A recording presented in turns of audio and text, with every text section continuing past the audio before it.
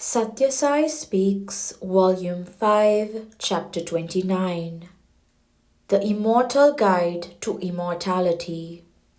These days, when anxiety casts its shadow over the land, the recollection of the birth and achievements of Rama acts as armor to the agitated mind. Rama is in truth the Vedas personified. He is Vedadharma in human form. Today, what you celebrate is not the birth of the son of Dasharatha called Rama, but of the birth of Dharma itself. You must be happier at that thought. It is a double birthday.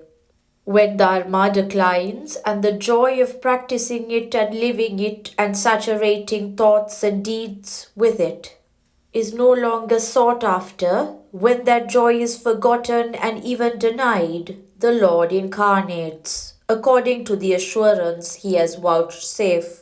That is the way of the Lord. The arena of life is raised on 4 pillars: Dharma, Artha, Kama, and Moksha. Righteousness, wealth, desire, and liberation. They sustain and support. When the arena loses 2 and struggles to stand on the remaining 2, that is, Artha and Kama, naturally anxiety, pretense, grief, and greed afflict mankind. Each pillar must cooperate and complement the parts that the other 3 play. Dharma must sublimate Artha, that is to say, through moral means alone should the means of living be obtained. Artha must be won through Dharma and used in Dharma. Kama must be primarily for moksha, that is to say, desire must be directed to liberation from bondage, not to the forging of new chains or the addition of further links in the chain of birth and death.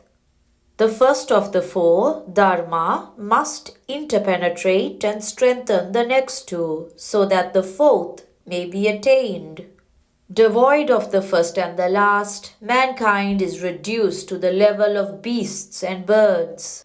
Dharma subsumes all stages of life. Artha and Kama should not be sought after in isolation. The fact that today there is fear and anxiety in all sections of the people and in all stages of life shows that men are pursuing only Artha and Kama and neglecting Dharma and Moksha. It was once the pride of India that it was a land of peace and fearlessness, of spiritual effort and adventure, which guaranteed social and individual content. Indians must again dedicate themselves to the revival of that way of living, of Dharma, which subsumes all the stages of life. In this campaign, it is the duty of every individual, irrespective of caste, creed, sex, or extent of possessions or learning, to join enthusiastically, for it comes quite naturally to an Indian, since it has drawn out the best in him for centuries, and the yearning for it is in his blood. How are you to adopt Dharma in the process of living? That is laid down by the avatars like Rama. That is the purpose of his coming. Dasharatha had 4 sons, of whom Rama was the foremost. They represent the 4 Purusharthas, Dharma being the foremost. The other 3 serve and are strengthened by Rama, who is described as Vigrahavan Dharma, the very image of Dharma. The difference between man and demon, Manava and Dhanava, is just this. Manava or man has or ought to have Dharma, Dharma and Daya, morality, self-control and charity. The Dhanava or demon does not have these, nor does he consider them as desirable qualifications. He spurns them and pays no heed to their promptings. These 3 Das are essential components of humanness. There are as many stages of Manava Tattvam proceeding towards Madhava Tattvam as there are hearts. For all are pilgrims from Danavatvam or demonhood to Manavatvam or humanhood, and thence to Madhavatvam or godhood. The pilgrims move at their own speed and with the name form that inspires them. Religion is a mode of the mind. There are some who talk of unifying religions. But religion is a mode of the mind, and there are as many religions as there are minds. If you can unify minds, you can unify religions, but it is an impossible task unless the altars of all hearts are made uniform.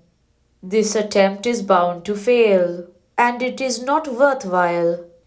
Jivo Deva Sanatanam. The self and God are eternal. Said the Pandit. Now, yes, Brahma Tattvam or the universal principle is Nirmala and Nischala, pure and immovable, but the Deva imagines itself to be the Jiva. Brahman feels bound to name form, and so it has to regain the lost awareness. This is done through Dharma. Samartha Ramdas appeared before Shivaji with his usual call for alms. Bhavati Bhiksham Dehi. Shivaji realized that the Guru is God.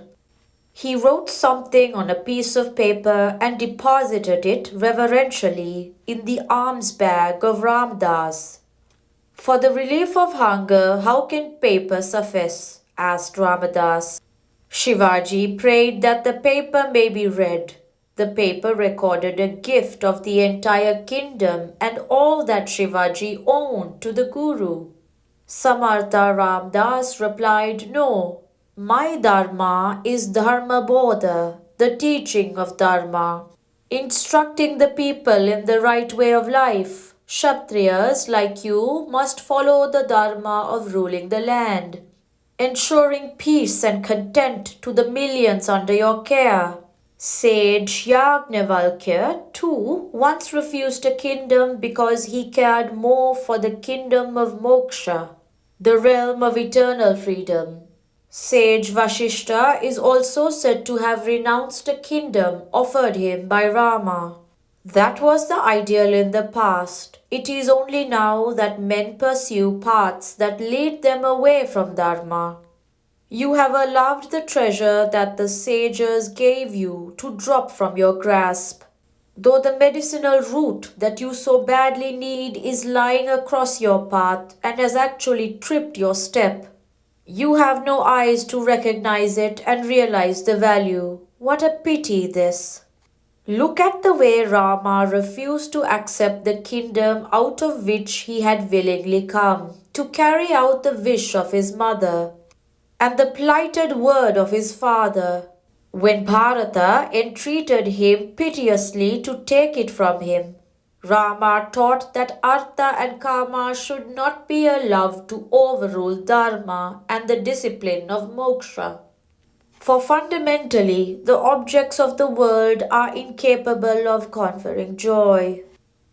Good deeds will wipe out the tracings of bad. Once when Narada was proceeding to Vaikunta, the abode of the Lord, he espied a yogi who was engaged in severe ascetic practices. The yogi prayed to Narada to bring back from Vaikunta information about the date of his becoming entitled to entry thereinto. Narada promised to do so. When he stood in the presence of God, he pleaded on behalf of the yogi and asked that he may be informed of the date. The Lord replied, Tell him that he will be coming here after as many more births as there are leaves on the tree under which he is doing penance. Narada felt sad and dispirited when he thought of the grief into which the yogi would be thrown on hearing this disheartening news. But he mustered courage to announce it nevertheless, for the yogi insisted on hearing the news that he had promised to bring. When at last Narada broke the news, the yogi was transported with joy. He was not dispirited at all. He jumped and danced in glee. He was lost in the thrill of his hope being so near fulfillment. All consciousness of the world disappeared from his joy-filled mind. So the Lord himself appeared before him and offered him Vaikuntha immediately. But the yogi said he would bide his time, for he did not like the Lord's word, which Narada had brought to be falsified. The Lord had to convince him that good deeds and thoughts and feelings will wipe out the tracings of bad. So, he had, by his enthusiastic acceptance of the Lord's will, got over the consequences of past actions. The law of karma is not an iron law. By dedication, by purification, which invites benediction, its effects can be modified and its rigor mitigated. Do not despair, do not lose heart. When vices hold sway over your heart, it becomes foul and sooty. The flames of karma, krodha and lobha, desire, anger and greed, char the heart. Grace is proved by the quenching of these flames. Grace confers anandam, which karma, krodha, and lobha can never confer. Practice the discipline laid down by Rama. The word Rama itself indicates anandam. Rama is Ananda Swarupa. In every being, he is the Ananda in the innermost core, the Atma Rama. How then are you being affected by grief? Because you ignore the core. You identify yourself with the shell, the body. Today, the holy day of Ramanavami, you should immerse yourself in the Atma as Dharma Swarupa, as the motivator of the moral life. There is no place where Rama is not, no being to whom he denies grace. He does not arrive or depart. He is immanent, eternal. So, to celebrate a day as the day on which he was born is itself a sacrilege. Rama for you should mean the path he trod, the ideal he held aloft, the ordinance he laid down. The path, the ideal, and the ordinance are eternal, timeless. Follow the path, stick to the ideal.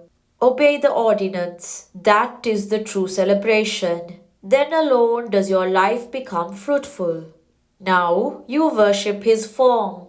You repeat his name, but you ignore his orders. This is no real prema at all.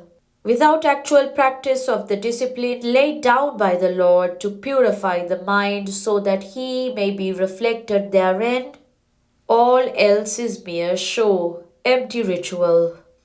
Godhood can be reached and realized.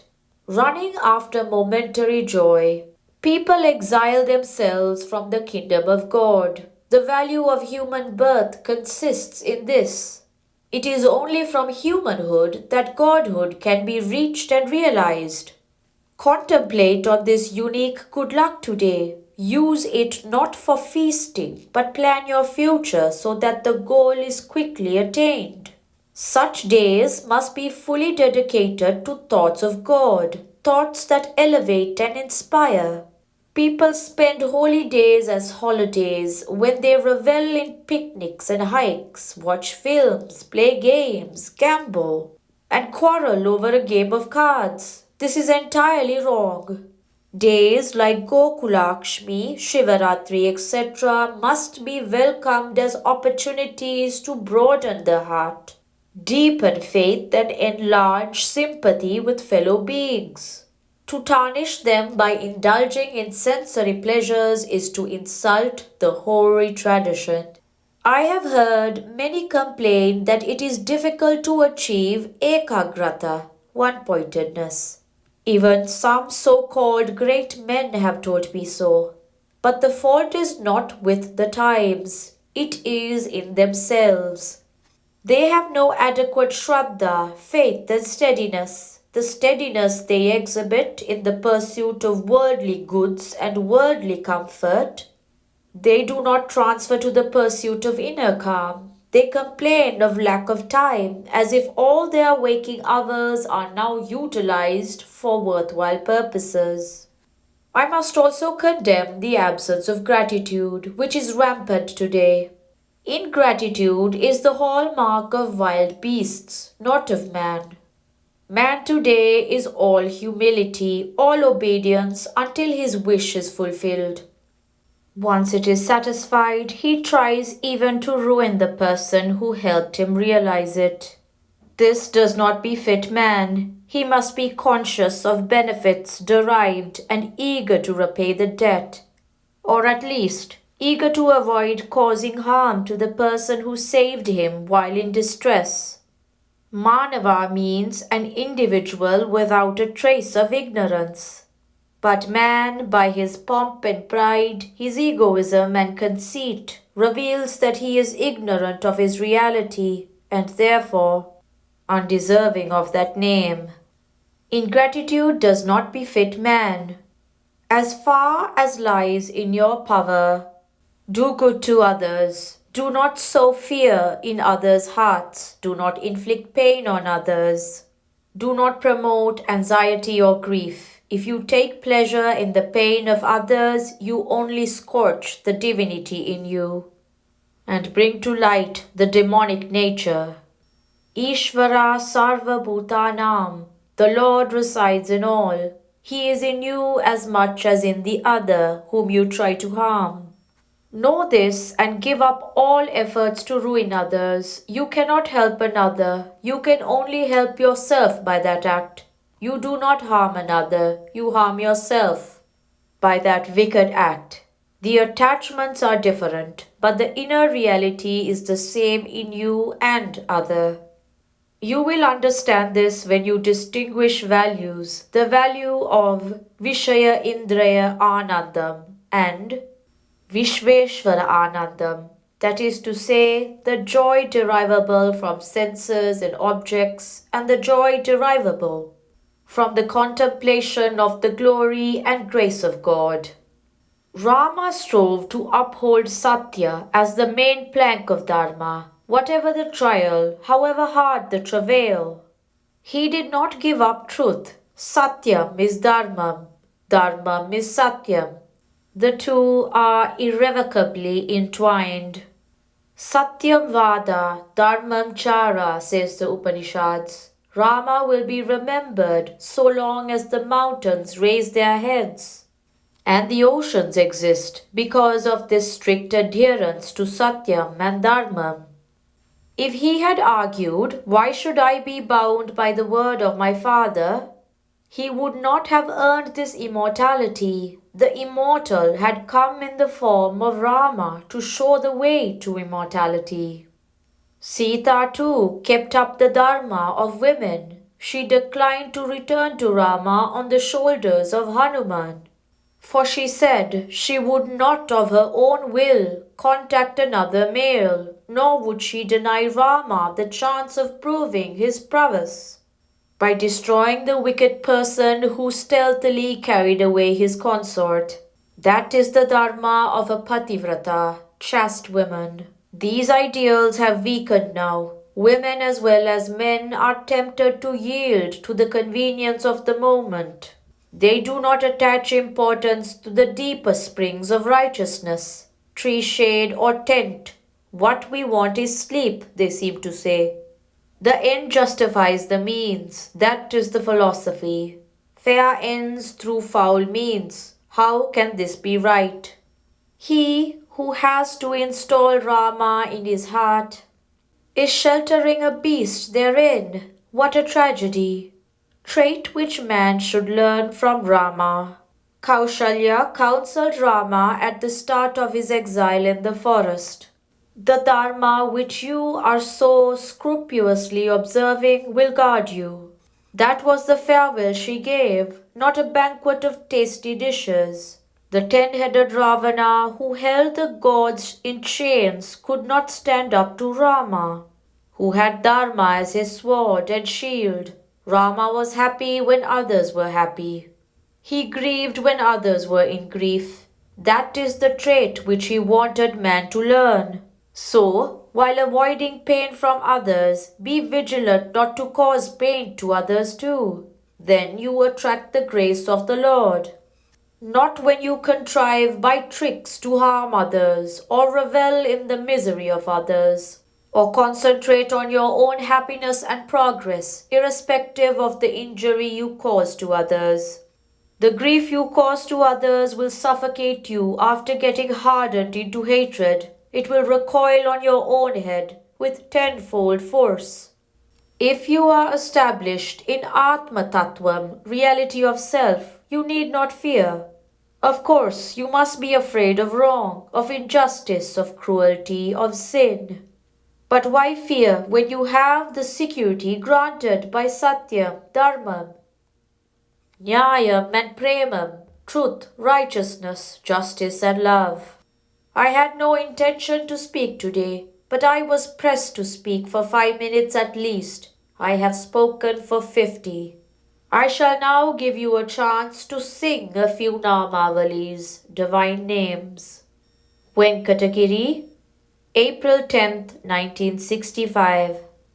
Darkness and light cannot exist at the same time and in the same place. They cannot continue together. Dhanam, riches, and Daivam, God, cannot be joint ideals.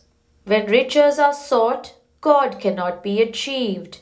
If both are sought by man, what he will achieve will be neither Dhanam or Daivam, but the devil. Sri Sathya Sai Baba.